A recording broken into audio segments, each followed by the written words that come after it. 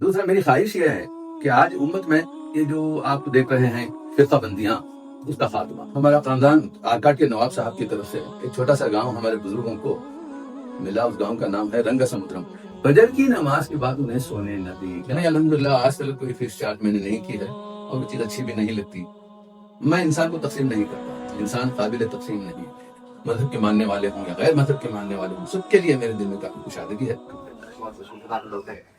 السلام علیکم رحمۃ اللہ وبرکاتہ۔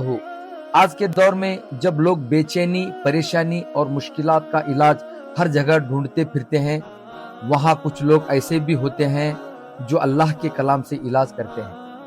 انہی لوگوں میں ایک نام بہت عزت کے ساتھ لیا جاتا ہے، فضیلت الشیخ حافظ وکیل احمد عمری حافظ اللہ۔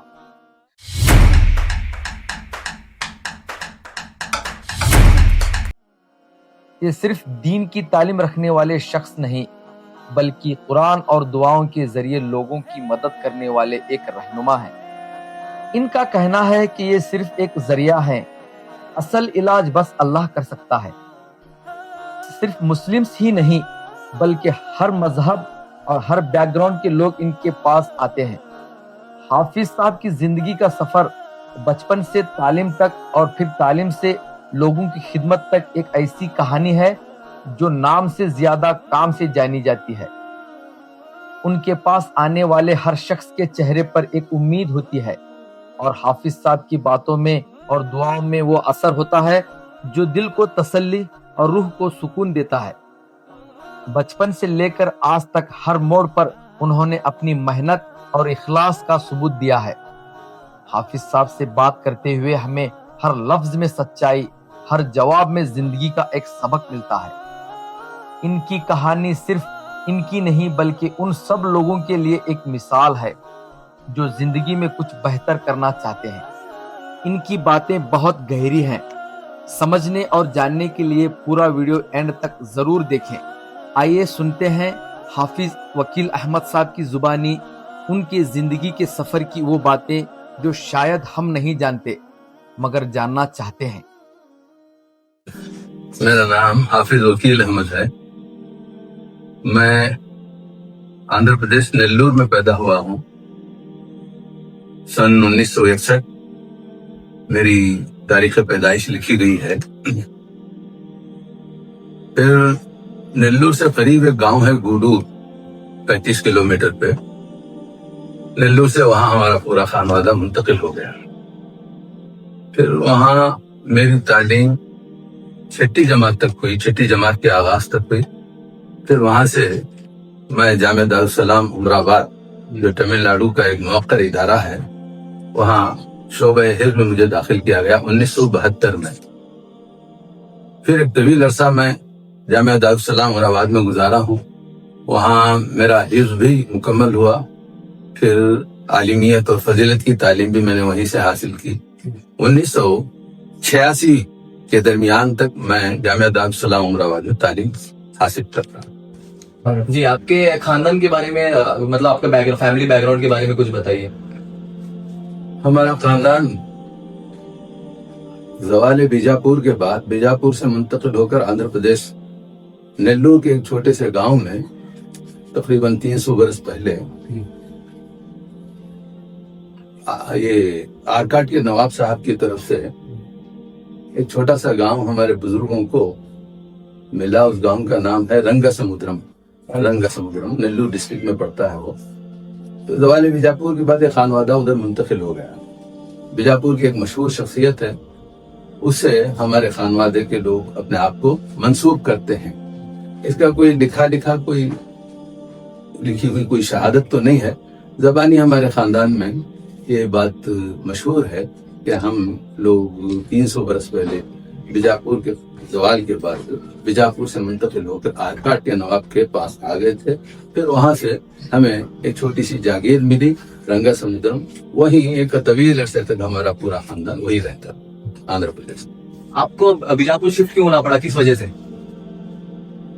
1986 کے بعد جب جامعہ دارالسلام عمرآباد سے میری فراغت، تو جب بھی تعلیم مکمل ہوتی ہے تو ہر انسان کے سامنے اس کی زندگی گزارنے کے لیے معاش کا مسئلہ منہ کھولے کھڑا ہوتا ہے. تو میں نیلور سے حیدرآباد چلا گیا. وہاں ایک ٹیچرز کورس ہوتا ہے, UPT کہتے ہیں, اردو پنڈت ٹریننگ. اس کورس کی تکمیل کے لیے حیدرآباد آ گیا تھا. حیدرآباد میں جب اس کورس کی تکمیل ہوئی تو ہمارے ایک دو جو بیجاپور میں رہتے تھے, مولانا عبدالعزیز عمری, وہ وہاں تشریف لائے. انہوں نے کہا کہ میں ایک مدرسے میں پڑھا رہا ہوں بیجاپور میں, میرا سرکاری تقرر ہو گیا ہے, وہ جگہ خالی ہے, تم وہاں آ جاؤ. یہ ان کی پیشکش میں بہت کشش تھی. میں حیدرآباد سے بیجاپور منتقل ہو گیا. سن 1987 کا اختتام تھا یا 1988 کا آغاز تھا جب میں یہاں بیجاپور کا. آنے کے بعد ثقاف روزے میں جس مدرسے میں عبدالعزیز صاحب بچوں کو پڑھاتے تھے, وہ جگہ خالی ہونے پر اس جگہ پر مجھے مقرر کر دیا. میں بچوں کو وہاں بنیادی تعلیمات دین کی قاعدہ پڑھانا تجوید کے ساتھ, اور انہیں دعائیں یاد دلانا, ایک اسلامی زندگی گزارنے کی طرف میں بچوں کو راغب ہوا. اب اس میں کتنا میں کامیاب ہوا ہوں یہ اللہ جانتا ہے. بیجاپور کو آنے کے بعد آپ کو بیجاپور کے لوگ اور بیجاپور کیسا لگا؟ ماشاء اللہ بڑا مردم خیز ایریا ہے بیجاپور کا, ماشاء اللہ. اور میں جب آیا تھا تو میرے ساتھ ایک جوڑا کپڑا تھا. یہاں آنے کے بعد میری معاش کا بھی انتظام ہوا. یہاں کے لوگوں نے ہر حیثیت سے میرا تعاون کیا. بالآخر میری شادی بھی اسی شہر میں ہوئی. آپ جانتے ہیں جامعہ مسجد کے جو امام مولانا عبدالوہاب خطیب صاحب ہوئی, ان کی چوتھی بیٹی, ان کے ساتھ میرا نکاح ہوا. اس طرح میں بیجاپور کا متوطن ہو گیا. بہت ہی مددگار طبیعت ہے بیجاپور کے لوگوں کی, ماشاء اللہ. میں مبالغے سے کام نہیں لیتا. ہر قدم پر مجھے تنہا آدمی کو, جن کا یہاں کوئی نہیں, ہر حیثیت سے یہاں کے لوگ میرے معاون اور مددگار رہے. اللہ تعالیٰ ہم سب کو جنہوں نے میرے ساتھ چھوٹا موٹا جو بھی تعاون کیا ہے, دام درم سخن, ان کو اللہ تبارک و تعالیٰ اجر جزیل سے نوازے. آپ جو روحانی علاج کرتے ہیں اس کی شروعات کیسے تھی؟ روحانی علاج کا یہ مرحلہ کوئی سوچا سمجھا منصوبہ نہیں تھا. مسجد میں نماز پڑھاتا تھا تو نماز سے فارغ ہونے کے بعد کچھ لوگ آ جاتے, جسمانی روحانی تکلیف کی شکایت کرتے, تو میں ان پر جو بھی دعائیں, قرآنی آیات اور مسنون ادعیہ جو ہو سکتے ہیں اس کے مناسب پڑھ کے میں دم کرتا تھا. دم کرنے کے بعد اللہ تعالیٰ کسی کو شفا دے دیتا. اس آگے کا جو مرحلہ ہوتا ہے روحانی علاج کا, وہ اللہ کے پاس ہے. ہمارے ہاتھ میں بس یہ ہے کہ ہم ان کے لیے دعا کریں, مناسب آیت کا انتخاب کر کے ان پہ دم کریں, مناسب دعائیں منتخب کر کے ان پر دم کریں. یہی کام ہمارا ہوتا ہے. آگے کا مرحلہ اللہ کا ہوتا ہے. اللہ تبارک و تعالیٰ اپنی طرف سے کسی کو شفا دے دے, وہ بھی اس کا کام ہے. کسی کو شفا نہ ملے, یہ بھی اللہ تبارک و تعالیٰ کا کام. ماشاءاللہ سے آپ نے بہت ساری خدمت کی ہے لوگوں کی. آپ کے حساب سے ان میں سے سب سے اچھی خدمات آپ نے کون سے انجام دی ہے؟ میں جب بیجاپور میں 1988 کے آس پاس آیا تھا, جب مجھے مدرسے میں پڑھانے کا موقع ملا بچوں کو, تو بچوں کو قرآن مجید کو تجوید سے پڑھانے کا ذمہ میں نے لیا. شروع میں یہ مرحلہ بڑا مشکل نظر آیا. طلبہ تعلیم چھوڑ کے چلے جاتے تھے. بعض طلبہ نے کہا کہ یہ دینی مدرسوں میں پڑھنے والوں بچوں کے لیے تو مناسب ہے, ہم جیسے لوگوں کے لیے مناسب نہیں ہے. تو میں تھوڑے اس وقت کچھ مایوس بھی ہوا تھا, لیکن میں نے تجوید سے پڑھانے کا جو عزم کیا تھا اسے اپنے آپ کو پیچھے نہیں ہٹایا. اللہ کی فضل سے ایک آسان طریقے سے میں بچوں کو قرآن مجید تجوید سے پڑھا لیتا ہوں. یہ اللہ کا خاص فضل ہے. کچھ قواعد, کچھ اصول, کچھ ضابطے ایسے ہیں جو کتابوں میں ملتے نہیں ہیں. بچوں کے ذہنی سطح تک اپنے آپ کو اتار کر تاکہ وہ سمجھ سکیں ان قواعد کو, تو کچھ اپنے اصول بیان کر کے بنا کر میں نے بچوں کو قرآن مجید پڑھایا. اللہ کی فضل سے ہمارے شہر بیجاپور میں کثرت سے ایسے طلبہ مل جاتے ہیں جو یہ کہتے ہیں کہ ہم نے آپ سے قرآن مجید سیکھا ہے, اور میں سمجھتا ہوں آخرت میں میرے لیے یہ ایک بہت بڑا توشہ ہوگا. اللہ تبارک و تعالیٰ میرے اس عمل کو قبول کرے گا, اور میں چاہتا ہوں کہ آئندہ بھی یہ کام اللہ تبارک و تعالیٰ مجھ سے لے. اور عربی میں ایک محاورہ ہے، من لم یجود القرآن آتن، جو قرآن مجید کو صحیح نہیں پڑھتا، سنوارتا نہیں، عمدہ کر کے نہیں پڑھتا، وہ آتم گنہگار ہے۔ تو جب دنیا کی دوسری زبانوں کے لیے ہم وقت نکالتے ہیں، اس کام کو اچھے سے اچھا کرنا چاہتے ہیں، تو اللہ کے کلام کو پڑھنے کے لیے بھی اچھا طریقہ اختیار کرنا چاہیے، یہ میری خواہش ہوتی ہے۔ تو اللہ سے دعا کرتا ہوں کہ اللہ تبارک و تعالیٰ مجھ سے یہ کام مزید لے۔ آپ کو بیجاپور میں نہیں پورے کرناٹک میں آپ کو جانتے ہیں لوگ، آپ کی عزت کرتے ہیں، اس کی وجہ کیا ہے؟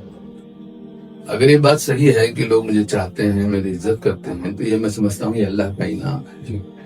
اللہ کے نبی صلی اللہ علیہ وسلم کی ایک حدیث ملتی ہے کہ اللہ تبارک و تعالیٰ کسی بندے سے محبت کرتا ہے تو حضرت جبرائیل علیہ السلام کو حکم دیتا ہے کہ میں فلاں سے محبت کرتا ہوں، تم بھی ان سے محبت۔ تو حضرت جبرائیل علیہ السلام آسمانی مخلوق جو فرشتے ہیں ان میں اعلان کرتے ہیں کہ اللہ تعالیٰ فلاں سے محبت کرتا ہے، تم بھی ان سے محبت کرو۔ پھر وہ فرشتے اہل زمین کے دلوں میں بھی اس انسان کے تعلق سے محبت ڈال دیتے ہیں۔ جیسے کہ اگر آپ نے کہا ہے واقعی لوگ ہماری قدر کرتے ہیں، ہماری عزت کرتے ہیں، یہ خدائی انعام ہے اور یہ لوگوں کی طرف سے ملنے والا سب سے خوبصورت تحفہ ہے میرے لیے۔ جہاں تک میرے اپنے رویے کا تعلق ہے، میرے اپنی فکر کا تعلق ہے، میں انسان کو تقسیم نہیں کرتا، انسان قابل تقسیم نہیں ہے۔ سب انسان اللہ کے بندے ہیں، حضرت آدم علیہ السلام کی اولاد ہیں، انہیں افکار بدل دیتے، مختلف کر دیتے۔ قدیم زمانے میں بھی امت مسلمہ کے اکابر کبھی بھی انسان کو بانٹتے نہیں تھے، مذہب کی بنیاد پر، فرقوں کی بنیاد پر، مسئلوں کی بنیاد پر تقسیم نہیں تھے۔ غالباً مولانا روم کا ایک شعر ملتا ہے، غالباً مولانا روم ہی کا ہے، کہتے ہیں آدمیت احترام آدمی، آدمیت احترام آدمی، باخبر شو از مقام آدمی۔ تو اگر آدمی ہے، تیرے اندر آدمیت اگر ہے تو آدمی کا احترام کر۔ حضرت مولانا روم کا دور آپ جانتے ہیں، ہر طرف مسلمانوں کے غلبے کا دور تھا، اس کے باوجود مسلمانوں کی ایک سوچ تھی کہ انسان کو تقسیم نہیں کرنا چاہیے، آدمی کو تقسیم نہیں کرنا چاہیے۔ ایک ماں باپ کے بچے ہوں، الحمدللہ میرے دل میں دنیا کے سبھی انسانوں کی تعلق سے، انسان ہونے کی حیثیت سے کوئی تفرقہ، کوئی فرق، ایسی کوئی چیز دل میں نہیں ہے۔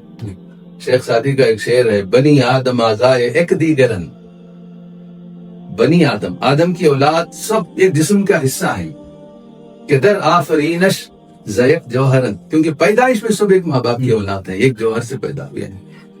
چو عضو بدر داورد روزگار، جب حالات کی وجہ سے جسم کے کسی حصے کو، کسی عضو کو تکلیف ہوتی ہے، دیگر عضو حاران امانت قرار، دوسرے اعضاء کو قرار نہیں ہوتا۔ تو انسان ہے، اس کو اولین حیثیت ہمارے دماغوں میں انسان کی ملنی چاہیے۔ اس کے ساتھ آپ کا دل کو کافی کشادہ ہو جاتا ہے، سب کے لیے آپ کے دل میں محبت ہو جاتی ہے۔ یہ سوچوں کی وجہ سے، مذاہب کی وجہ سے تو تفرقے آئے ہیں، وہ تفرقے بعد کی چیزیں ہیں، ورنہ آدمیت سبھی لوگوں میں ہے۔ اس کو اگر آپ بنیاد بناتے ہیں تو آپ اپنے دل کو کافی کشادہ کر لیتے ہیں، سبھی انسانوں کے لیے، چھوٹے بڑے، اچھے برے، سب کے لیے آپ کے دل میں جگہ ہو جاتی ہے۔ نفرت کسی کی آپ کے دل میں جگہ نہیں بنے سکتی۔ یہ چیز ہے جس کی وجہ سے میں سب سے محبت کرتا ہوں، سب سے پیار کرتا ہوں، سب کے تعلق سے دل کو پاک و صاف رکھنے کی میں کوشش کرتا ہوں۔ ہو سکتا ہے یہ وجہ ہو کہ لوگ مجھ سے محبت کرتے ہیں۔ ہم نے دیکھا ہے کہ آپ کے پاس دوسرے مذہب کے لوگ بھی آتے ہیں، اس کی وجہ کیا ہے؟ ابھی میں نے کہا کہ اللہ کے فضل و کرم سے میرے دل میں انسانیت کے بیچ، آدمیوں کے بیچ کسی قسم کی تفریق نہیں ہے۔ اب کوئی بھی آتا ہے تو میں اسی صاف دلی کے ساتھ ان سے معاملہ کرتا ہوں، گفتگو کرتا ہوں۔ اب یہ علاج معالجے کے لیے جو لوگ آتے ہیں، دم کروانے کے لیے، اس کی ضرورتیں ہوتی ہیں، میں دل کی گہرائیوں سے پورے اخلاص کے ساتھ اللہ سے دعا کرتے ہوئے کہ اے اللہ، سب کی ضرورتیں، سب کے تکلیفیں آپ دور فرما دیجئے، چاہے وہ مذہب کے ماننے والے ہوں یا غیر مذہب کے ماننے والے ہوں، سب کے لیے میرے دل میں کافی کشادگی ہے. اس لیے کچھ تعداد ایسی بھی ہے جو غیروں کی میرے پاس دعائیں سننے پڑھنے کے لیے آ جاتی ہے. جی. آپ جو خدمت کرتے ہیں اس کے لیے آپ کچھ فیس چارج کرتے ہیں؟ نہیں، الحمدللہ آج تک کوئی فیس چارج میں نے نہیں کی ہے، اور وہ چیز اچھی بھی نہیں لگتی کہ اللہ کا کلام پڑھا جائے پھر اس کے عوض میں کچھ لیا جائے. کافی لوگوں نے کہا کہ کچھ لے لیں آپ، تو مجھے بالکل اچھا نہیں لگتا.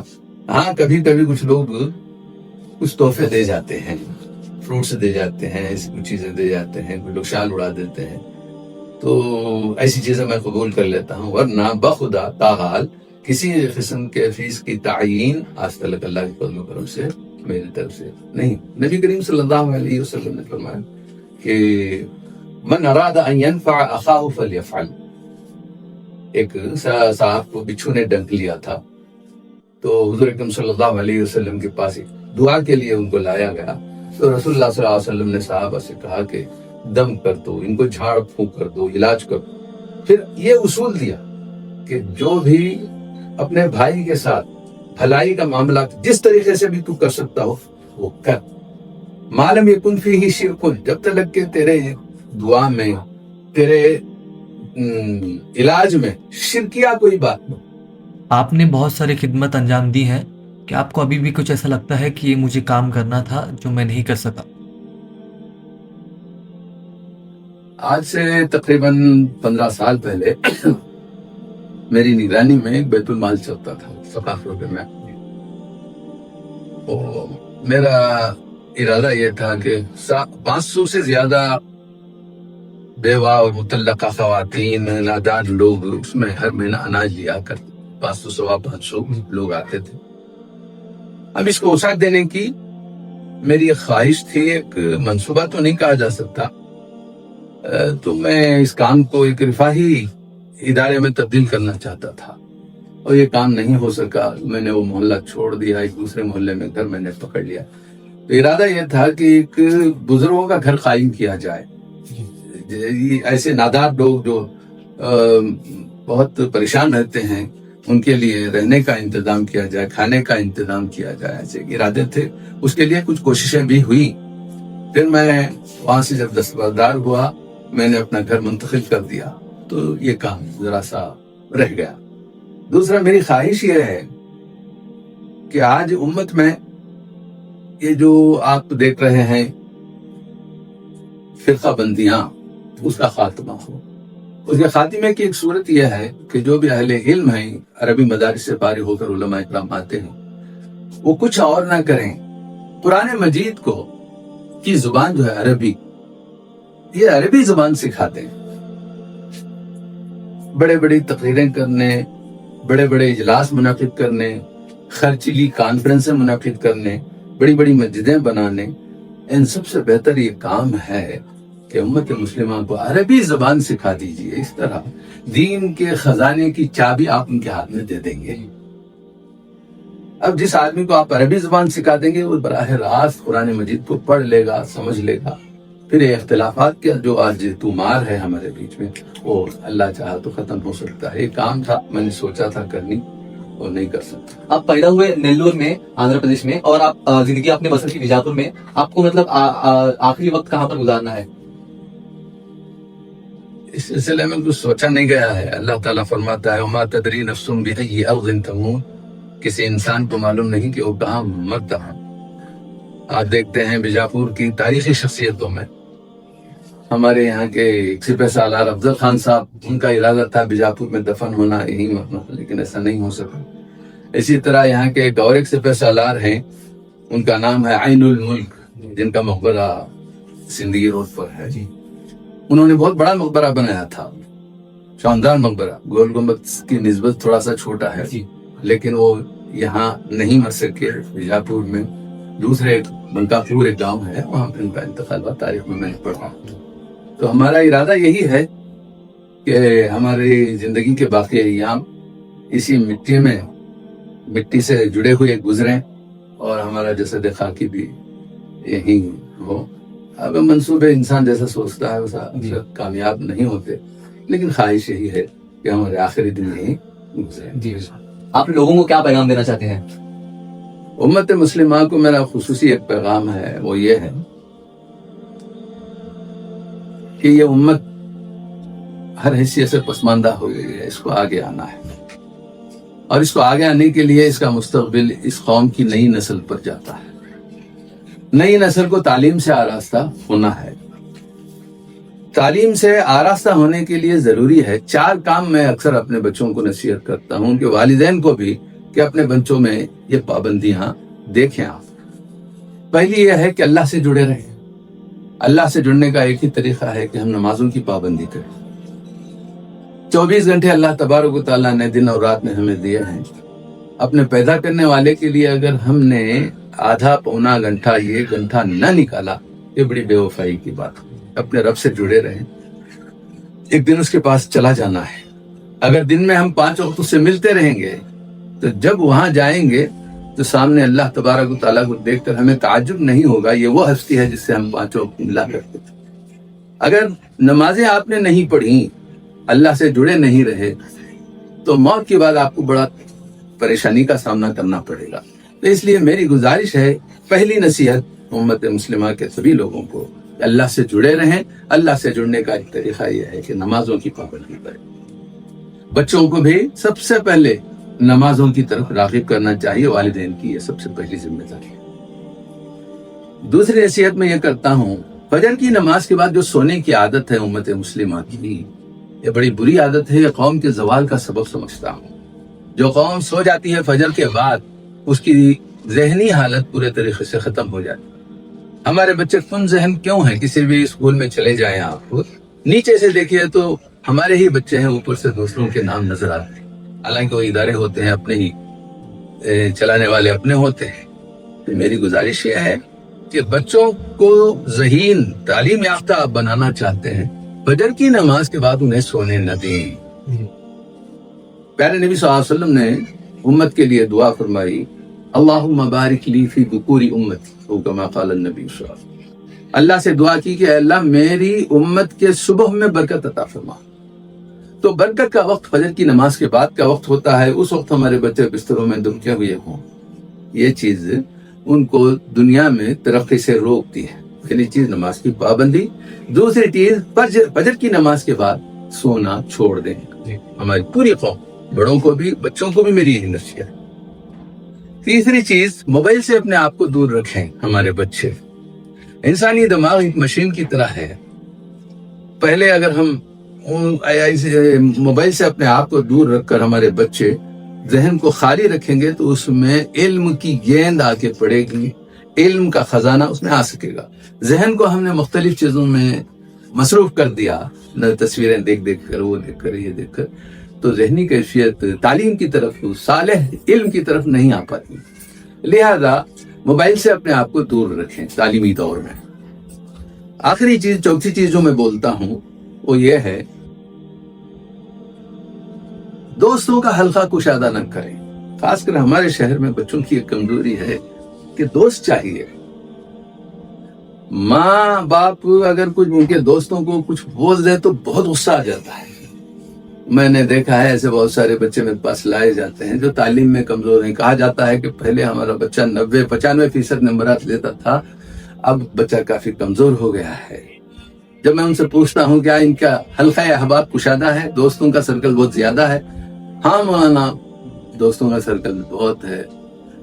تو یہ چیز جو ہے، دوستوں کا جو سرکل بنانے کا مزاج ہے، اچھی چیز ہے، اچھے دوستوں کے ساتھ رہا جائے، لیکن یہ ہمارے اب سفر کا مرحلہ ہے۔ سفر میں آپ دوستوں سے باتیں کرتے نہ کھڑے ہو جائیں۔ اس لیے میری آدمن گزارش ہے کہ یہ 4 نصیحتوں پر عمل کریں۔ نمازوں کی پابندی کریں، اس طرح اپنے رب سے آپ جڑ جائیں گے۔ فجر کی نماز کے بعد سوئیں نہ۔ تیسری چیز، موبائل سے دور رکھیں اپنے بچوں کو، خود بھی دور رہیں۔ چوتھی چیز، دوستوں کے حلقے کو محدود کر دیں۔ تو یہ 4 چیزیں ایسی ہیں جس سے جن کی میں نصیحت کرتا ہوں۔ قوم کی ترقی کے لیے 4 باتیں بہت ضروری ہیں۔ میں دعا کرتا ہوں کہ اللہ تبارک و تعالیٰ ہماری نسل میں، نئی نسل میں یہ 4 باتیں، یہ 4 صفات پیدا سے آپ کا قیمتی وقت نکالنے کے لیے شکر، آپ بھی مجھے بلایا، کچھ باتیں میں آپ کے ذریعے سے لوگوں تک पहुंचा सका हूँ। अल्लाह तबारक व तआला मेरी ज़बान में तासीर दे, और जो कुछ मैंने कहा है उसके फवाइद अगर हैं तो वो फवाइद लोगों के हक में करे, इसमें कोई नुकसानात हैं तो उसे दूर कर दे अल्लाह तबारक व तआला। वाक़ई दवाना अल्हम्दुलिल्लाह।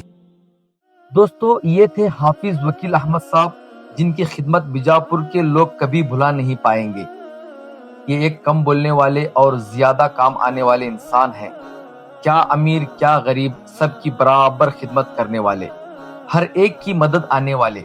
वैसे तो इनके काम अनगिनत हैं, बस हम चंद बातें आपके सामने ला सके। ऐसे ही अहम लोगों की वीडियोस के साथ हम हाजिर होंगे।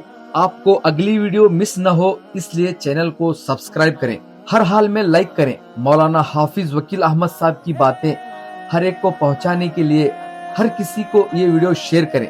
अल्लाह आपको इसका अजर देगा। अपनी दुआओं में हमें याद रखें। फ़क्त अस्सलाम वालेकुम। जय हिंद।